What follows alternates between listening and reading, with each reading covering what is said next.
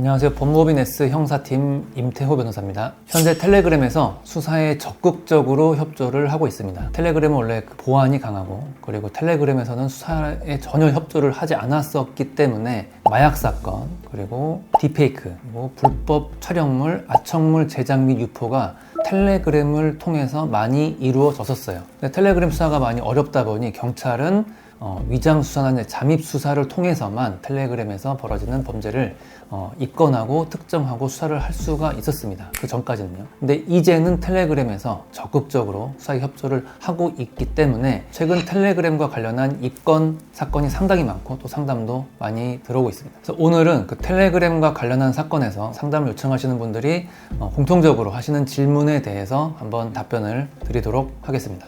텔레그램을 잘 모르시는 부모님들이 하시는 질문인데, 텔레그램을 하는 것만으로도 문제가 된다는 거냐, 텔레그램만 하면 수사 대상이 될 수 있다는 거냐, 이렇게 물어보시는 분들이 있습니다. 그거는 아니겠죠.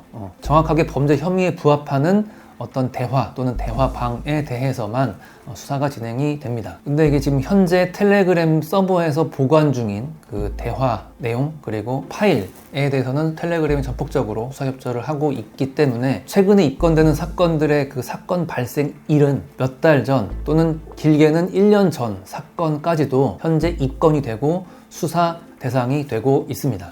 텔레그램 방을 이용해서 불법 촬영물, 허위 영상물, 아청물을 제작하고 시청하고 소지하고 또 유포된 것, 그 현장에 있어서 같은 공범이 되는 것 자체가 이 사건의 핵심이라고 볼 수 있겠죠. 이제 그런 영상물을 직접 제작하고 유포한 분이 아니라 그 방에 그냥 참여해서 보신 분에 대해서 이제 어떤 혐의가 인정되는가에 대해서, 나는 그냥 그 방에 잠깐 들어갔다가 별다른 거 보지 못하고 나왔는데 그게 왜 아청물 소지죄냐, 왜 허위 영상물 소지죄냐 라고 질문하시는 분들도 있어요. 소지의 의미는 실질적 지배가 미치는 상황을 의미합니다. 그렇기 때문에 그 해당 영상물을 볼 수 있는 방의 입장권을 구매하고 그 방에 초대 링크를 받아서 방에 입장을 하고, 방에 입장을 한 순간 그 전에 업로드 되었던 파일 또는 링크를 계속해서 볼 수 있는 상황이 생기는 거죠. 그렇기 때문에 그 영상물들에 대한 소지 혐의로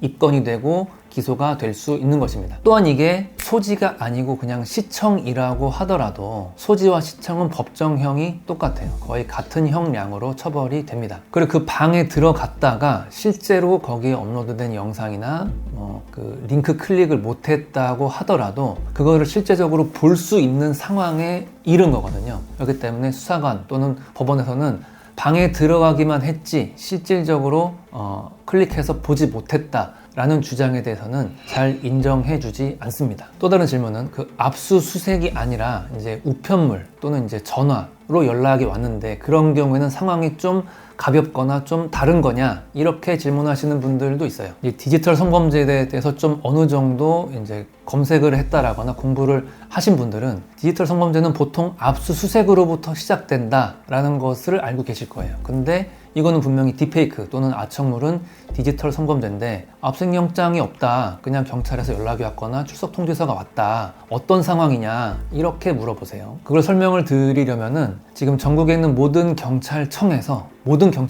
텔레그램 관련 수사를 하고 있습니다. 지금 입건 대상자가 상당히 많고 사건이 상당히 많습니다. 그렇기 때문에 실질적으로 압수영장을 받아서 그 집에 일일이 다 찾아가서 영장 집행을 하기는 곤란한 상황이에요. 그렇기 때문에 일률적으로 문서를 통지하고 또는 이제 그 집에 찾아가서더라도 압수수색 영장을 통해서가 아니라 임의 제출을 권유하는 방식으로 증거 수집을 하고 있습니다. 지금 사건이 급격하게 많아진 것에 따른 수사 방법으로 바뀌었을 뿐이지 내 사건이 더 이로 인해서 가벼워진다라거나 무거워진다라거나 하는 것은 분명히 아닙니다. 다만 이런 건 있겠죠. 경찰청에 있는 사건이 딥페이크, 텔레그램 관련 사건이 적다면 수사관이 내 사건에 쓸 수 있는 시간이 많아지겠죠. 근데 지금 사건이 엄청나게 많기 때문에 수사관 한 명이 내 사건에 쓸 수 있는 시간은 좀 적어질 것입니다. 그로 인한 장단점이 또 있을 거예요.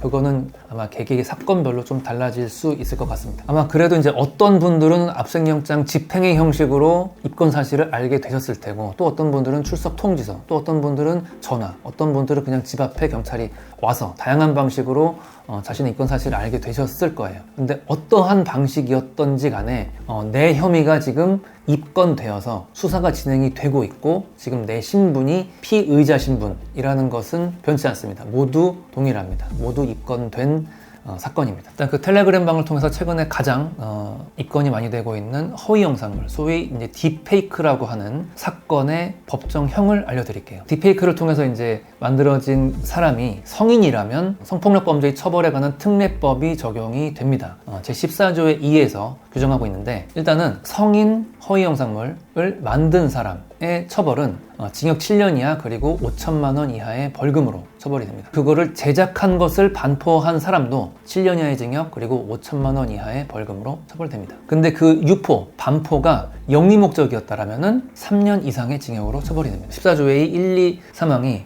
딥페이크 제작 및 반포에 관한 처벌 형량이 나와 있는데, 실질적으로 이제 대부분의 텔레그램 방에서는 입장료를 받고 사람을 이제 초대해서 거기 있는 텔레그램 방에 있는 영상물을 보게 하는 구조인 거죠. 만든 사람이 유포를 또 하는 거죠. 그러니까 제작, 유포, 영리 목적이 모두 다 적용이 됩니다. 1, 2 사망이 모두 적용이 된다는 거죠. 그렇다라는 거는 일단은 경합범이기 때문에 7년 이하에서 1.5배 가중해서 10년 6개월 이하의 징역으로 처벌이 될 수 있고, 돈을 받았다면 영리 목적이 되기 때문에 그때는 10년 6개월 이하가 아니라 3년 이상의 징역으로 처벌이 됩니다. 3년 이상의 징역이라는 것은 그냥 실형이다. 다만 아주 예외적인 상황이 있을 때만 집행유예가 가능하다인 건데, 그 예외적인 상황은 피해자들하고의 합의거든요. 제작 및 반포된 허위 영상물의 피해자 전원과 모두 합의를 해야지만 실형이 아닌 집행유예를 한번 기대해 볼 수 있는 그 정도의 중한